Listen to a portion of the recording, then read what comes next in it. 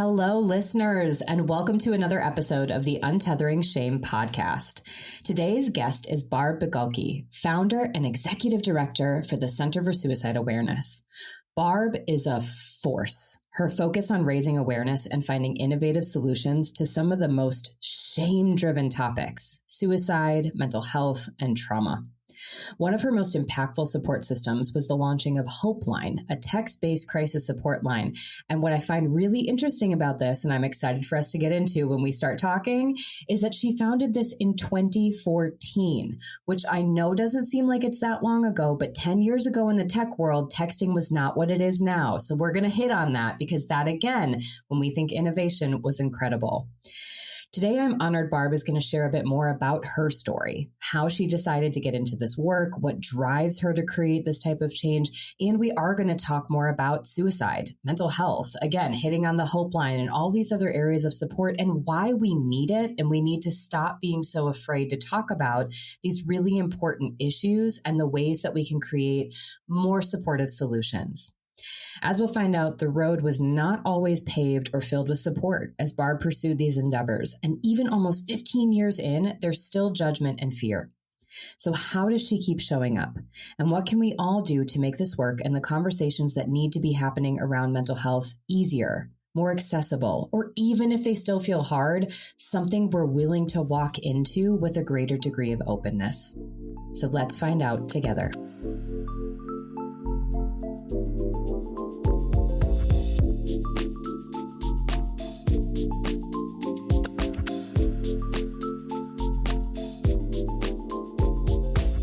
Barb, I'm so excited. I know, it is so good to be reconnected, and thank you. I am so honored and grateful to be here. Yeah, well, it was when I was writing that this morning and I thought about force that was really resonating with me when I thought about this conversation and just kind of the overlap that we both share in terms of what we see as being a necessity in terms of the mental health world, and particularly, meeting back when I still lived in Wisconsin, what we saw as pain points within the communities that we were working in and supporting, and that rise to becoming a force. And so I'm excited to bring all of that into today's conversation. I really like to start every episode. This is, of course, my therapist hat, so you will love this. But I like to start off every episode just doing a one-word check-in. Just where are you at? What's one word to describe how you're feeling right now in life with this conversation, whatever comes up for you? It's funny. I love the word gratitude because for a lot of reasons, I think we can get into these modes of why can't I? This is happening to me. We have those forces, like you talked about, forces that come at us, right? And let's face it, social media can be very brutal when we compare ourselves to, to the images that we see in social media. But if we turn it and say, but I have this blessing, gratitude, however you want to word it, that it doesn't seem so dark and heavy to carry. And I think that's the word that I keep on showing up. I was thinking about that when you were saying is like, how do I continue to show up?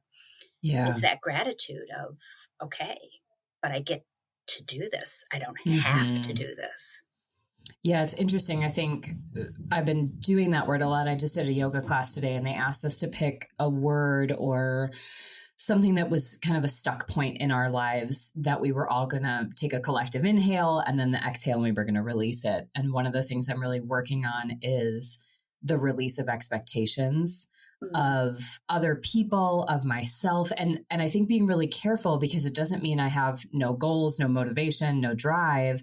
But I think that pressure of expectation, like you mentioned with social media, how we show up, how we compare, who's doing it better, what's going on, how much did I check off my to-do list? I'm expecting, I have a 3.5-year-old, any expectation about how an activity is going to go. I used to joke when she was a year, and of course we're pandemic living, and you'd watch social media and you'd get these, here's this cute little sensory activity and it's going to last for hours. And she'd look at it and be like, fuck off, mom. I mean, obviously she's 12 months old, has no idea how to say that. And for a long time. Hopefully she doesn't. But it was like, oh, wait a minute. But I curated this. I made everything great. And my expectation wasn't met. And I think a lot of the times when we build those stories of everything's happening to me, everything sucks, the world is great, it's kind of riddled with expectations and then the sort of lack of, I don't know if this is an actual word, but sort of decentering ourselves from the storyline a bit. It's still our story. So like you said, we can reframe it, but not everything is happening to you and about you. Sometimes things happen, and that is where we can choose to find some gratitude, to have the opportunity to still be here, to have something happen to us. And, I love how you say that, because like we have these hard expectations of ourselves. Mm-hmm.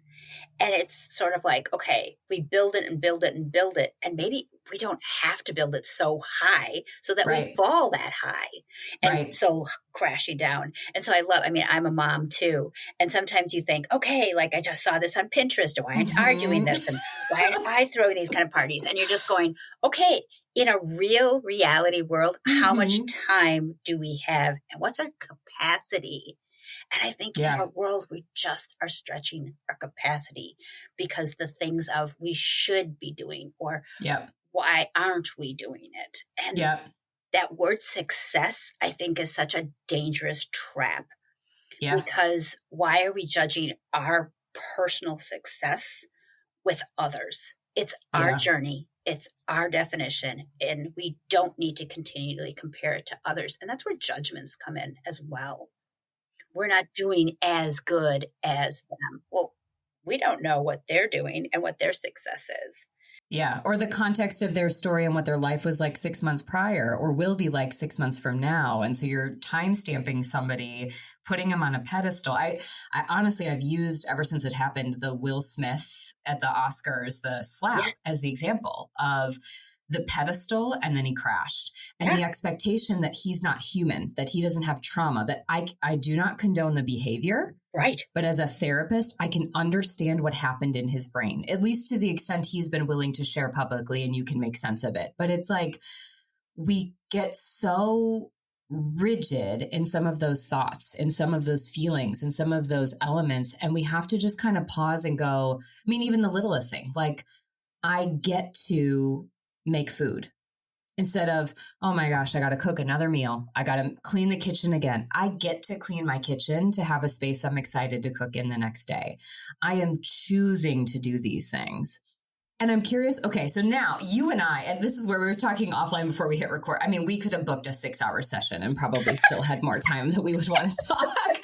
But I'm curious because we've obviously both gotten to this point in our careers and just as people and those pursuits. And we're both really trying to figure out how we present those same invitations and opportunities to the people we support, the people that we work with. How do we choose authenticity? How do we lean into that pain and discomfort and then find gratitude in the darkest, stickiest places?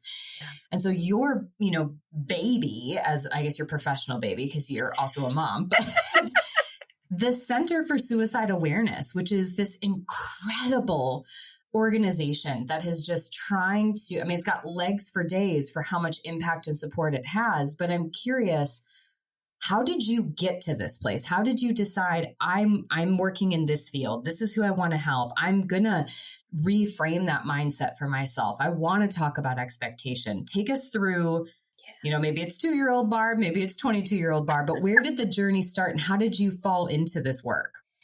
What's really interesting is, for one, I'm the youngest of 11. Okay. Right there. That says a lot, right? Yeah. 10 girls, 1 boy. And so it was interesting. A couple years ago, I really did some work around who am I? And I went, okay, I'm complex, but that's not a negative. But sometimes we take that as a negative. And like we're too much for somebody. And I say, well, you know what? We can be too much, or is they just not willing to step into being in that spot. And I think because of that, I always was like, I want to be my own voice. I have, 10 sisters that nothing I could do was different. We went to the same schools, it was sort of like, I got to figure out my own identity. So I like literally booked after high school and went to be a tour guide at the Grand Canyon, knowing no one. No one. Had you been to the Grand Canyon? How come you picked that? It just, no? Okay. No, so this first time, no. got it. Okay. Yeah. Like had never even been to the West, Wow. And where Wisconsin is, it's like, you're just like, Yep. okay, let's just go 2,000 miles that way. Right. And that was like my stepping stone of sometimes you have to make that brave step into things that you have no clue about.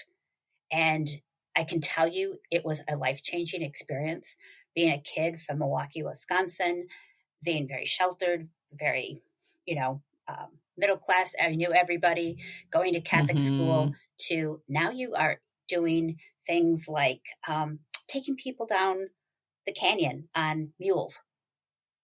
And majority of people have spent their whole life saving to do this trip.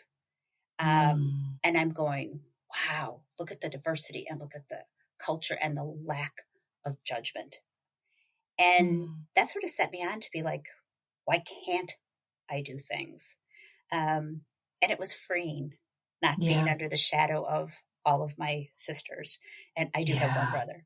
And I think that kept me grounded through so many things. I had the absolute honor of working with the Native American culture, the Hopi Indians, learning some of the grounding, way back then where that wasn't even talked about grounding and keeping your center. And the appreciation of we're standing on earth that many, many, many generations have paved the way for us to be sitting on this earth. And that's part of the authenticness that I keep on trying to make sure that I stay up and show up as, despite a lot of what we have society try to mold us into. Well, it sounds like a very early introduction to mindfulness as well, and just being present. I think that's a big thing that so many of us, I had a person the other day talk about how she's like, I realize everyone I talk to, including myself, are constantly, I can't wait till fall. I can't wait until my kid is this old. I can't wait until this thing is done, and sort of wishing away our time.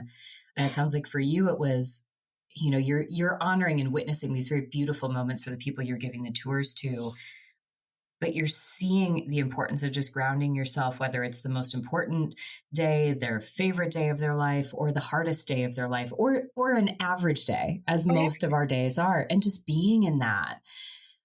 And okay, so that comes, you're again finding yourself. This is, I see now sort of the openness of the part of this puzzle around authenticity, around I want to find my voice, I want to be myself.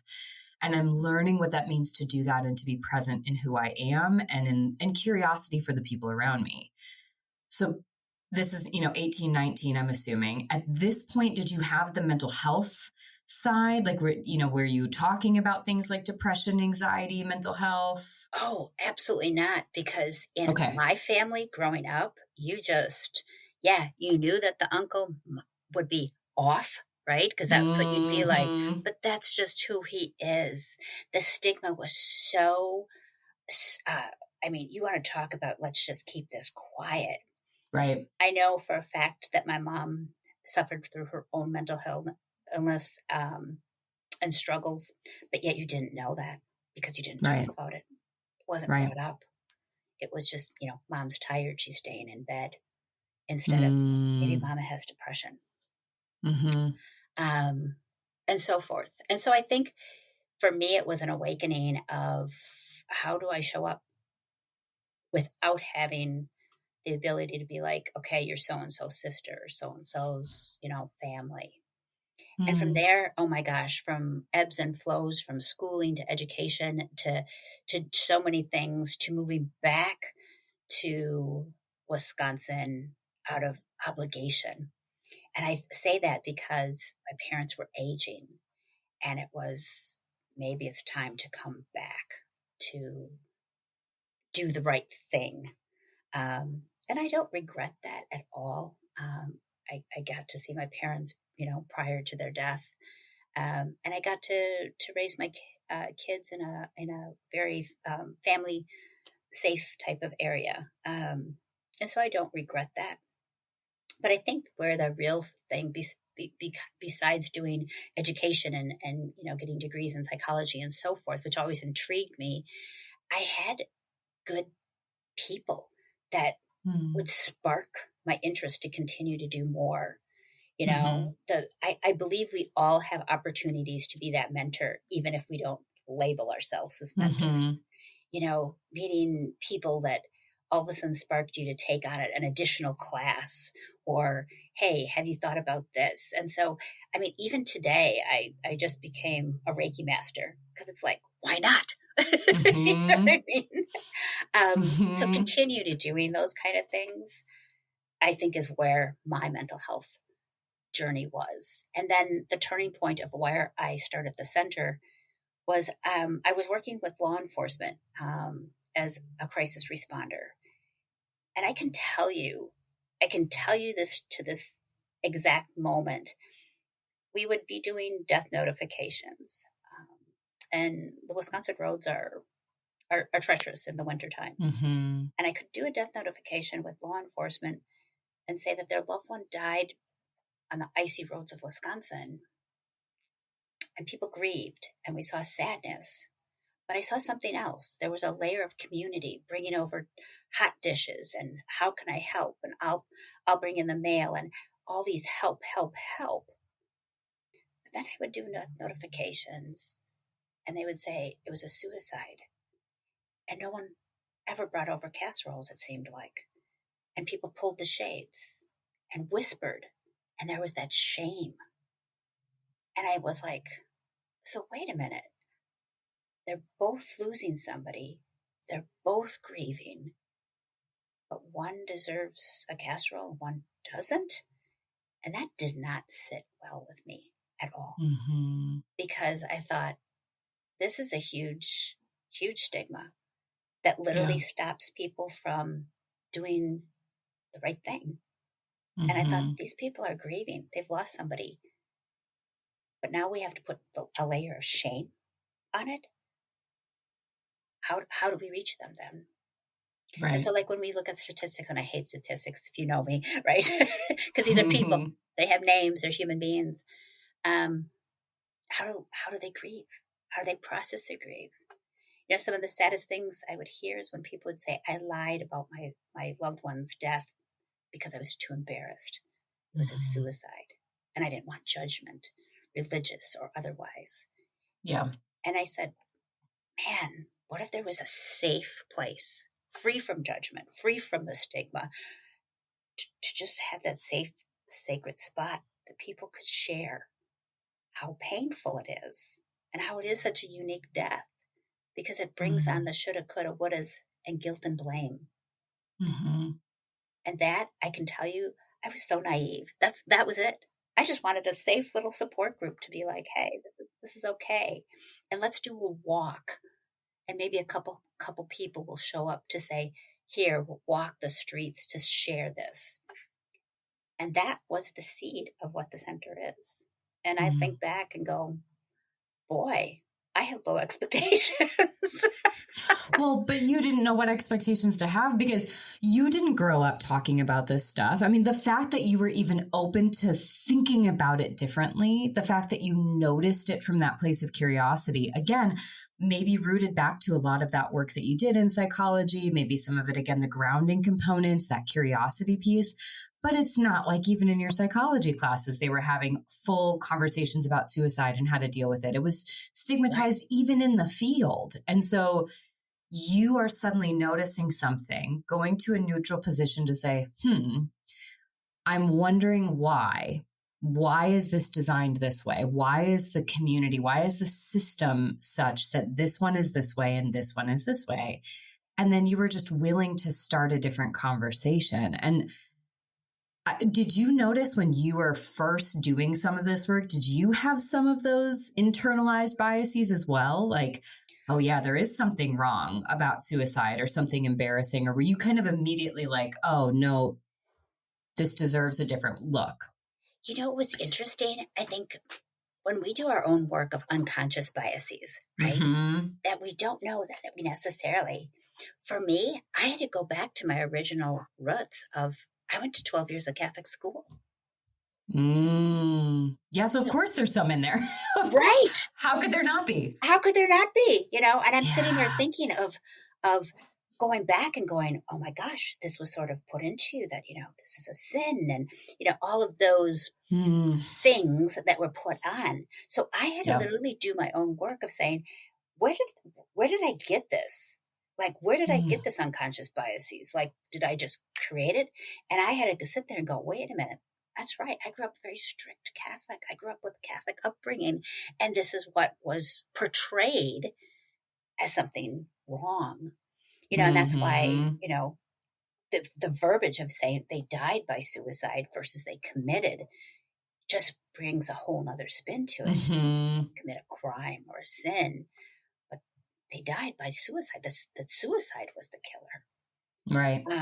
I think brings that whole dynamic. So definitely it was me doing some work of saying, wait, how do I feel about it? Yeah. Yeah. And learning alongside the people that you're trying to support and create opportunities for them to learn too, which I think is anything that we're doing in this field. If we ever get to a point where we're like, I am the expert on this and I have no biases and I have nothing to work through and nothing is difficult for me, you've tried to elevate your status above humanity. That's just not how it works. I'm going to get it wrong and have new biases that come up the rest of my life. And I want to continue to learn about it because it's ever evolving, and that's growth. And I've always I love that you said that. It's like, I never want to be where I'm like, oh, I know that. Right. I want to continually grow. I want to continually be scribbling on a notebook going, oh my gosh, this is amazing. Never knew this. That's growth. And that's what challenges you to continue to grow and not be stagnant in this field of saying, I just want to do status quo. Right. Which, and I'm new to that side, honestly, because I think as someone that went through a lot of trauma, as someone that had to navigate my own mental health stuff, I performed through perfectionism. That was my way of processing pain, of dealing with my shame, of not having to face the fear of rejection, disappointment, all the things that my trauma had introduced. And so I was very much the performer. I can tell you what my grades were.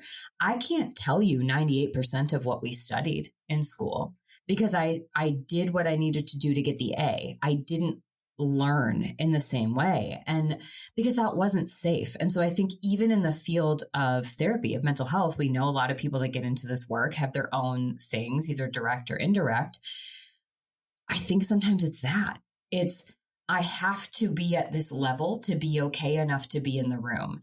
Not because I think I'm better than you, but because I don't think I'm good enough to be here unless I am that way. So I can't afford to learn. I can't afford to be wrong. If we go politics, if we go mental health, if we go any situation, the fear of the conversation is, what does it say about me if I'm wrong? And that is all rooted back to shame. Absolutely. And I think we got to be careful, like when we get into I also share, I had a lot of trauma growing up, and a lot of trauma throughout my 20s and 30s. And I sit there and I go, and when I hear people say, oh my gosh, whatever your ACEs score, right? Whatever your ACEs score is determines who you are. Well, I would have a very bad ACEs score if you put me on that chart, so to speak. Right. So I'm always really careful of don't put people in boxes. Right. Don't label them, because that's what they might actually just show up as. And I so can relate. I was a straight A student. I was the National Honors. For me, it was, let me be doing something that one of my sisters hadn't done. And it never could be accomplished. Never. And so it was like National Honor Society. Yep. They did that. So, right. It was just almost like, this is what it should be. And so for me, how it would show up with always saying yes when I should have said no to things. Sure. Yes, I can do that. Yes. And it was that whole aspect of, I don't know, maybe I shouldn't be doing this. And I can tell you, creating the center, I definitely got some of that. Who are you to be doing this? And that was me going back to childhood. Yeah, who am I? Like, right. Should I be doing this? And I think that's where we really have to have some of these conversations of saying, be careful when you say certain words to people, because you have no idea what their backstory is. You're not looking through their scrapbook. You don't know what words have hit them or triggered them or traumatized them. And so, when people always say, let's be kinder, I always say, you're not reading their scrapbook, and you don't know what these words could do. Well, and I think even as we're kind of going into that side of things too, I think a lot about how, again, going back to context and expectation, kind of where we started the conversation, even of what expectations of ourselves, of each other, of the community are created from those different experiences, and we've seen it, how that creates systems of oppression, how that creates systems of shame, how that creates systems of performance. And I think somewhere along the line, and this is, decades before me, where you got the subliminal messaging that mental health was bad, because otherwise they would have said, no, mom has depression. Right. No, this is what's going on with your uncle. It was no, this is the easier thing to swallow. This is what we do. This is how you perform. We got the Midwestern culture of pull yourself up and keep going. It's inconvenient to have a feeling. Yes. Your job is action, whatever action is. If it's working on the farm, if it's cleaning up the house so that mom doesn't have to do this, but there is a shift away from those things. And we've moved the needle more towards communicating about these things, but we're still a product of intergenerational transmission of shame, of oppression. Yeah. And so I think when you started, I could imagine when this idea happened, again, part of this was probably, this is a new idea. Yeah. My sisters have never done this. Yeah. I'm going to explore, nobody else was doing a walk. Nobody else was talking about suicide. So there's a little part of you that was probably self-satisfied of, oh, this is mine. I can do this. Yep. Mixed with, and I want to help. I want something to happen. And so you start with something that, again, you had a low bar because you were just exploring, and it has grown. And what was the pushback you got when you mentioned that? I mean, to me, I'm thinking, yeah, but I'm seeing you after, was it 2009, right? Is that when the center was? Yeah. So it's, we're almost 15 years in. I met you almost 5 years in, I think, maybe even a little bit more than 5 years in. So that was there. But tell me, what was the pushback? Why were people not wanting you to do this or have these conversations or not wanting to support you in it? I think a lot of times people, when they're fearful, they push back versus sit back and have maybe understanding. And, people have asked me this. They're like, well, aren't you bitter against, that you didn't get the support that you, A, had hoped for, and B, that really would have helped make you go farther. And I don't. That's where gratitude comes in, because you know what? It made me go that farther out to find the support, to find the answers. And so there is no bitterness about it. It's more of, okay, I guess this is what maybe I expected, and it didn't happen. So now we have choices: quit, walk away, or find other supporters. And I think that's something that everybody can relate to, is we know who we just fit in and where we belong, and I think that's something that we always have to check our own work of, are we just doing things with people because we want to fit in? Or do I just feel really authentic with these people because I know I belong? One, I could imagine a part of you too, realizing you're not in a, I don't know how I want to say it, but basically this idea that the experience you had is mirroring what the experiences of a lot of people who are actively experiencing suicidal ideation. where they might reach out for support or help and they don't have it, and they don't necessarily have the strength or capacity or skill set to keep reaching out to those further and further zones, and what the impact of that lack of support has done. And so there was a part of you, I could imagine, that had some awareness that you doing this was doing something that is too high of an expectation for somebody in a state where they're already not getting what they need, and the system is designed to go against them. That wasn't designed to support people who are actively suicidal. That was designed to make them feel shame, and we weren't getting the help we needed. And so you had to keep doing that. Right. And then maybe over time, I don't know if this is part of what happens, but you realize the people that were pushing back against you, as you said, it wasn't about you, it was their fear. I think about even when I used to teach the mental health first aid, or the youth mental health first aid. And it was like, okay, so ultimately you are afraid that if you bring up suicide and you talk about it, you're going to make it worse. You're afraid that if we do this, this is going to happen. Okay, to me, my initial reaction is that you're ignorant and you're a dick when you just won't talk to somebody about it and you won't support them. That's my initial reaction. Context, you're afraid because you don't understand it. Yeah. It's like if I say, when someone's like, oh, I don't want to jinx it. I know there might be some people listening that have a different belief about energy and how the world works. I don't actually believe that if I say something, I'm going to jinx a sports game. I'm not there. If I watch it or I don't, it's going to happen either way.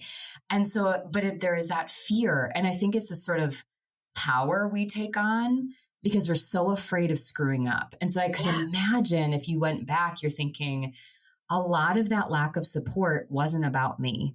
It wasn't even a resistance to wanting to help people. It was a fear of going out of what we knew and it going bad and it not being what we want it to be. And exactly. And, that took a long time for me not to take it personally. Like, okay, what about me? And that came back from family of origin. Like, what about me? Where's my voice? Does my voice not count?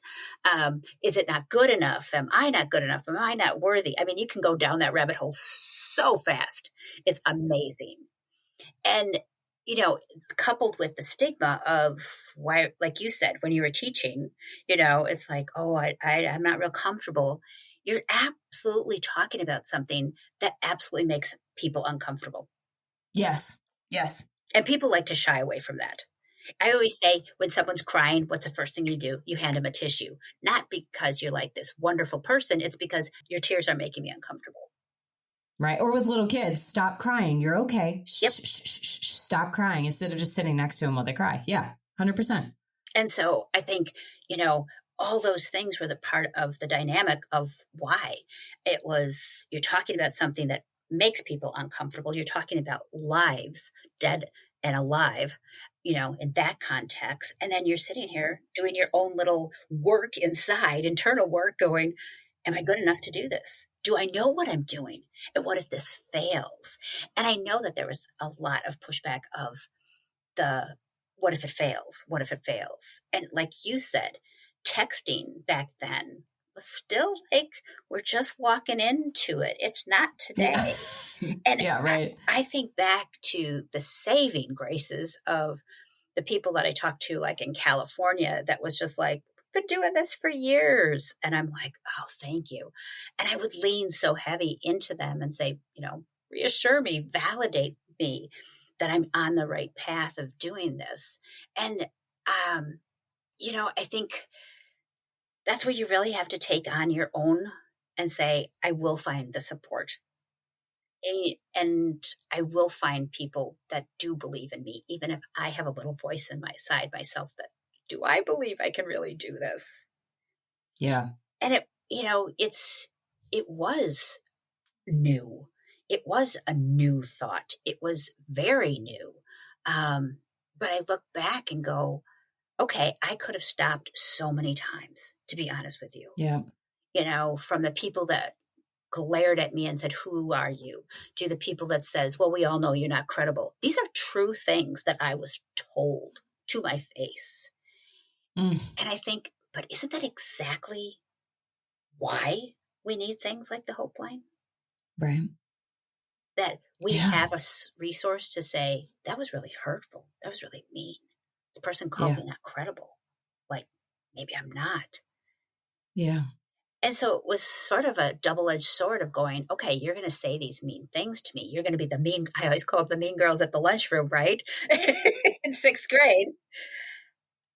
I don't want to cave into the mean girls in the lunchroom. That's exactly the protection and safe space that I want.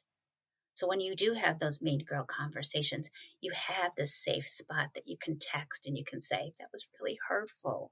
They said mean things to me without judgment, without pull yourself up. Oh my gosh, that's such an old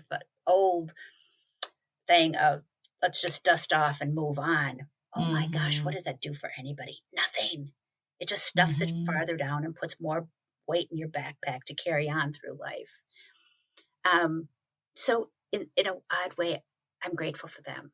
And I look at it now, and a lot of it was done out of jealousy.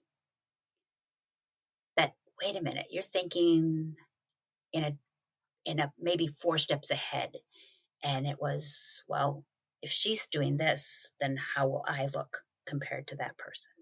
Well, now they're doing the thing that your voice was, which is what about me? Where do I fit in? Do I belong? Am I not going to have a voice? I want success. I want this. And so it's protective mechanisms of their ego gone awry, to try to pull you down so they could feel okay. And that is just a product of how our culture works in general. It's a lot of how we see shame being expressed is I feel unworthy and unloved and I don't feel secure.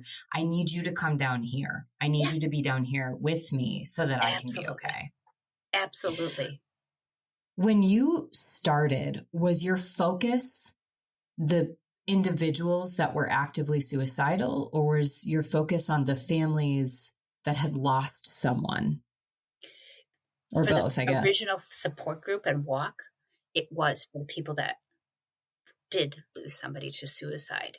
But as it progressed, I went, wait a minute, that's the postvention. Man, could we back this up? And that's where I really started to explore, like, somebody that died by suicide and went, wow, they were texting their friends. They were texting their friends for hours saying, this really hurt, this really hurt, this really hurt. But those friends didn't have any skills to go, whoa, this is really serious. Right. And more of those interactions and those conversations, I looked at that as a window of opportunity to say, man, this is the prevention side. This is windows of opportunity. This is windows that we can breathe hope into somebody that's saying to us, I need help and I don't know how to fix it. And that's where the Hope Line idea came and said, if somebody is sitting there texting and saying this hurts, but they're texting somebody who doesn't have a skill set to say, how do we work through this? And when is it to a point of that I need to intervene versus, hey, so what? What, and especially that's in Wisconsin, go have a drink, forget about it. We throw things very flippantly at people. Have another drink, you'll be fine. It's no big deal. There's more people out there. There's another girl, there's another boy. You can date whoever you want. Those are quick little Band-Aids that we try to say to make us be like, hey, we don't want to deal with this. Where sometimes you don't. You need to deal. And I think that's, again, that sort of product that none of us really, and I don't want to say none, that's a blanket statement. The majority of human beings weren't given the opportunity to learn how to do that and how to move through a feeling. And I think I'm really trying to be intentional about that with my daughter, Everly. But there are things I'm going to miss. Like, I have a master's in this. I had a kid. I was 32 when she was born. And so for a lot of my friends that had kids when they were in their early 20s, I'm a very different person than I am now than then. So when I think about all these skills, all these tools, all these resources, I have a financial stability that allows me to be more present with her so she doesn't have to go to school from 8 a.m. to 6 p.m. at night every day and all of these things. And there's still going to be things I'm going to miss. And so it's also, I think, this drive, like we have to get it all and do it all and know all the right ways to do it. And I think that's also what scares people sometimes from going into the intervention side is, but what if I can't fix everyone? What if I can't solve every problem? And I think it sounds like what you learned is that what was missing for a lot of people was the opportunity to talk to somebody who could meet them with whatever the support was they were looking for, whether that was the thing to say, the connection to another resource, the knowing when a major help needs to be called. That part was missing. And so we go, okay, we're not going to get everybody. But the problem is right now, without it, we're missing a lot more than if we were to be able to put this out. And so there's this weird piece. And I think we have to sort of take that on. My husband's in emergency medicine, and he's got to go through that too. You know, he's had patients die. That has happened, whether they've died by suicide, they've been murdered, they've been, died from an accident. He's had to move through that. And the majority of people don't. And so he can't just be like, well, hands up, we're not going to try because, stuff happens. It's out of our control. We go, what are the best ways that we can show up to try to really support the majority, and then systematically change the design of how we're talking about things. Yes. And I think that's really the beauty of what you guys do is, okay, here's the hope line. And I make sure for everybody listening that this is linked in there. And it's not just specific to Wisconsin. There are hope line access points all throughout the US. There's all sorts of beautiful texting support systems and even other apps that have been created since that time that really do offer this support. And I've had multiple clients when I worked in Wisconsin, here in Portland. I've had lots of clients, particularly teens and young adults, that have used a form of text crisis line because of how amazing it is and the way they can get support. But then you were also going on the other side and going, now we need to change the conversation. We need to have more people be willing to talk about that. And you've had it on both sides. You've had people who've lost someone to suicide that are sharing stories, that are talking about things. You've had people that have themselves been actively suicidal, that have shared what they've gone through, how they've moved through it. And then you've got educators that are doing this as well. What do you think have been some of the biggest changes? What are you noticing? What did people need to hear? How are we breaking through that fear and making this conversation more accessible for people? You know what? I think for one, we have a generation that's not going to accept us saying, just pull it up and move on. And, we hear all the negatives of the generation, right? But I think they're change makers in a lot of ways. They're seeing that these gaps are opportunities instead of shaming them. Like, oh, we see a gap of service. No, these are an opportunity. These are an opportunity so that we can say, you know what, this is making me anxious without a judgmental look. That we can say, you know what, today I got out of bed and I took a shower and brushed my teeth, and that is all right because I'm working through depression. We're seeing more of that kind of conversation, which is real, instead of the fakeness that I think that we've had for so long, or we just don't talk about that subject, sort of like we just don't talk about it at the supper table. So I definitely see that this generation is changing and changing the way we have that conversation. I think we have so much past generations that kept quiet that they now have to share their stories of saying, yeah, I did have a mom that had mental health issues, or yes, we always just talked about the uncle, but you know what? Now in retrospect, let's have that conversation. I think you're also starting to see, we went through a pandemic. And I loved how that all the statistics were thrown out. Suicide's up 210%. Okay, so what are we going to do about this? Are we just going to be outraged, or are we really going to come together and say, let's look at this I love that you said it, at the systems of what are we doing? Where are we meeting people where we're at? And I think that's one of our biggest faults. We don't meet people where they're at. So for example, like we have Hope Line in the bars and taverns. We have them on beer coasters. We have them on beer glasses. We are down, and people would sit there and say to me, my God, Barb, you're promoting alcoholism. No, I'm not. I'm saying that, you know what, people might go to a bar and talk to their bartender and say, oh my gosh, I just lost my job and that's going to make me lose my house. I want that bartender to be trained to say, this might be a time you want to text the Hope Line. we have to start shifting of that everybody can be a gatekeeper. You don't just necessarily have to have this degree, so to speak, but that everybody can keep their eyes and ears opening of what people are truly saying, be active listeners instead of, oh, yeah, well, everybody's had a heartbreak. We have to change that we're not constantly just saying and dismissive of it, which means we also have to be more awake as a community. We've lost the connection of helping each other out. What's their problem? It should be their problem. No, it's a community problem. If we don't think that suicide's a community problem, we're fooling ourselves. It is. Well, why would it have gone up so much if what we lost in the pandemic was community?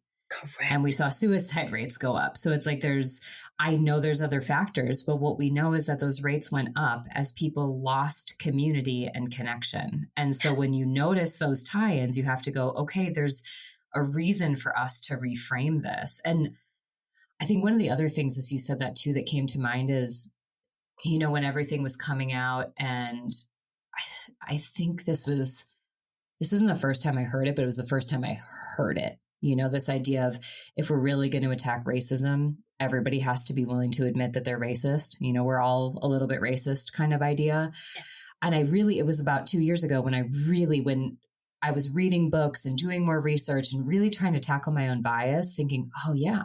So I have to think about how I'm a little bit X, a little bit Y, a little bit, again, going back to that internal work. And I think with mental health and suicide, it's the same thing. We have to all get to a point where we can acknowledge this could happen to me. This could happen to, again, some people, it's Anthony Bourdain or Robin Williams or all these bigger names of people that maybe that hits them and they go, oh my gosh, but he looked so happy, or they did this, and that helps. But I think it's also recognizing it could be your neighbor across the street.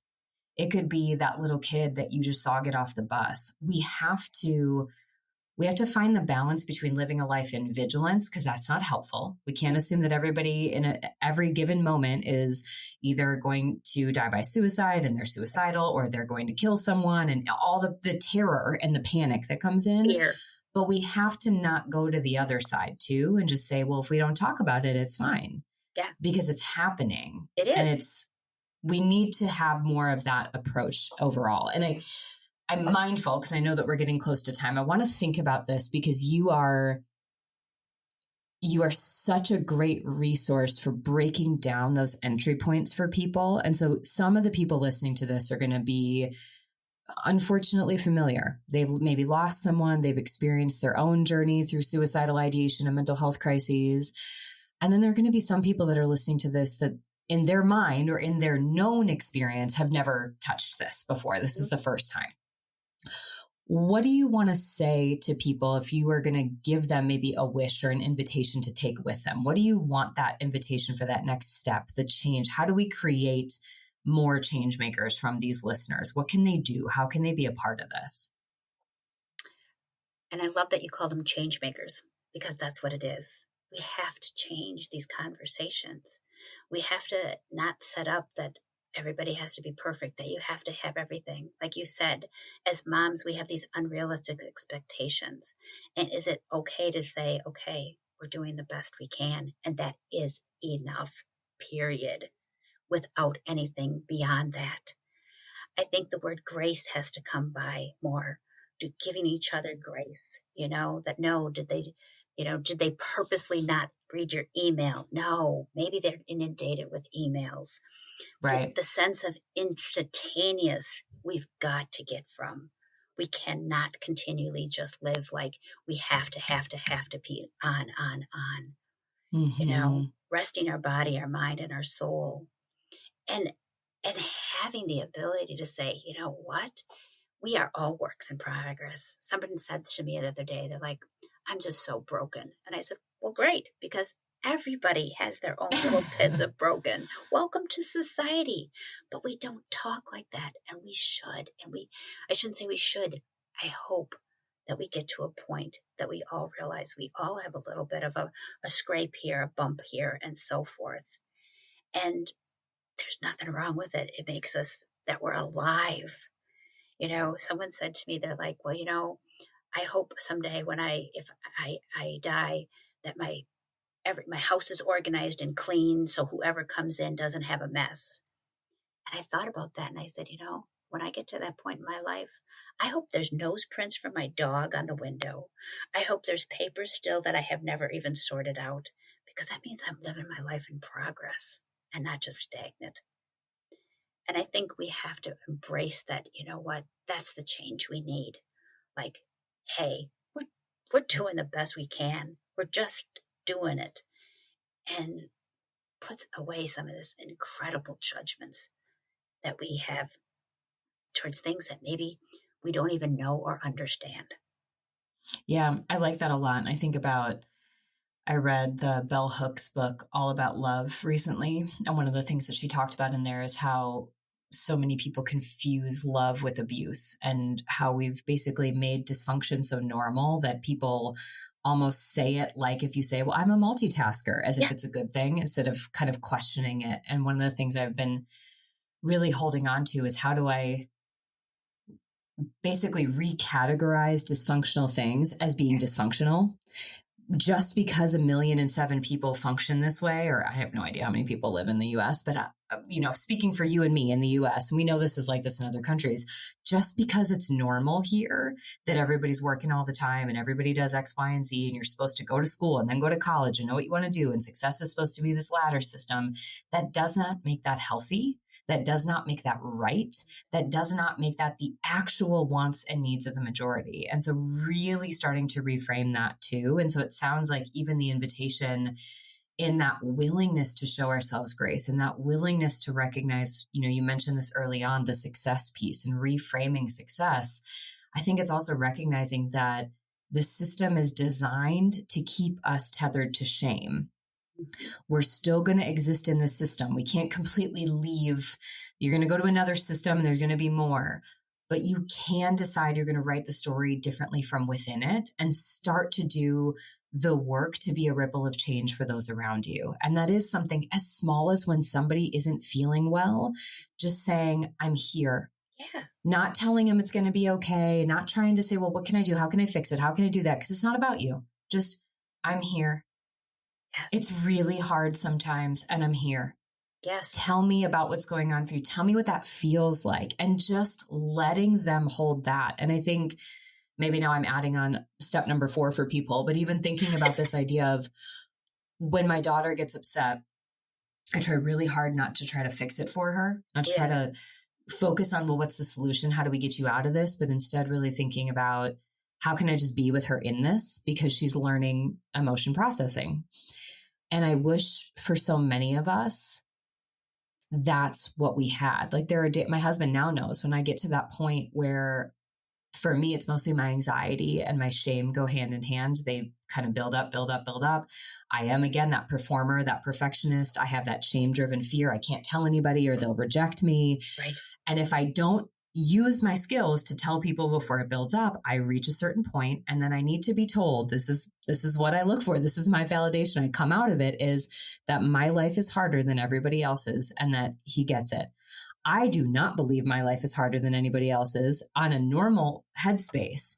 But in that moment, it's like I need some validation that my pain is real. Yes. And I just need someone to say that, because I don't yet have the skills to do it for myself all the time, because I lived too many years without it. And so sometimes it's just telling somebody, what you are going through sucks. Yes. You don't need me to fix it. You don't need me to solve it. In fact, you're going to move through that feeling. That's literally, we are emotional beings. Emotions are transient if we know how to move through them, if we give people the space to move through it. And so if we could do that, just think how different that would be. Yeah. And let people feel the feelings instead of trying to change their feeling. Oh, no. You don't feel that way. Let me tell you how I think you should feel. Yeah, right. Or coating it in toxic positivity. Let's put some layers over this. This will make it look better, feel better for me, not for them. No. And I think that's so crucial. Like you said, my husband is retired law enforcement. And I sit there and I'm like, sometimes you can just feel the feelings. You don't have to fix it. You don't have to control it. You just let me have to feel the feeling, and then I can process it and go through it. And I think sitting in pain, I think we don't do that well enough in our world. We want to let's get over this. I always say grief has become like a drive-through. Are you done? Let's go. Move on. Like, you can grieve. Do you remember there was a time when funerals lasted weeks, right? You read about these funerals that lasted a week. Think about in COVID, people couldn't even see their loved ones be buried. It's like, did we just dismiss that grief is an emotion and a feeling? And yeah, let's feel our feelings instead of, and hold space for them instead of are we almost done? This is sort of uncomfortable for me. Right. Aren't you better yet? This is good, right? Let me make a few jokes and kind of move it along. And so I will put all of the links to the Center for Suicide Awareness, to the Hope Line. I'll put all that down in the show notes, but I want to just kind of give you the opportunity, if there's any last few things that you want to say to people. Of course, I'll put, and if you have other resources, send them to me so I can put them down there for people too. I'll add some of my own. So for any of you that are like, I just want to know where to go to keep the learning, that will be there. Yeah. But what do you want to leave people with today as we wrap up? Your story's your story. You don't have to change it to meet other people's storylines or perceptions. Your story is valuable because it's you, and you are valuable. I love that. Makes me think about the person you said that, maybe lost somebody to suicide and then they closed their blinds and they shut themselves out. It's the belief that their story and their loved one's story isn't worthy of being heard and seen and celebrated. And again, coming back to that point, everybody's story is, and those lives matter. And we need to come back to that place of realizing that. Yes. Barb, this has been amazing. Thank you so much. Listeners, this is just the tip of the iceberg when it comes to talking about things like suicide. We didn't even get into some of those components of what might it look like? How might you tell? There is so many resources. Check out the Center for Suicide Awareness. Even if you're not in Wisconsin, there's tons of resources, tips, tools, other links to places, all sorts of stuff. Reach out to Barb. Barb is always interested in helping people however she can. And so just know that this is a conversation that we hope that you could come into fully and just be open to. It is a hard conversation that doesn't have to be hard. We can just be in it. We can feel, we can explore, we can talk about it. So keep doing that. Let me know in the voice memos if there's questions you have, if we want to bring Barb back on and have another Q&A discussion, whatever that is, let us know. Otherwise, for now, I will plan to see you all next week. Barb, again, thank you so much. This has been incredible. And listeners, enjoy the rest of your Sunday.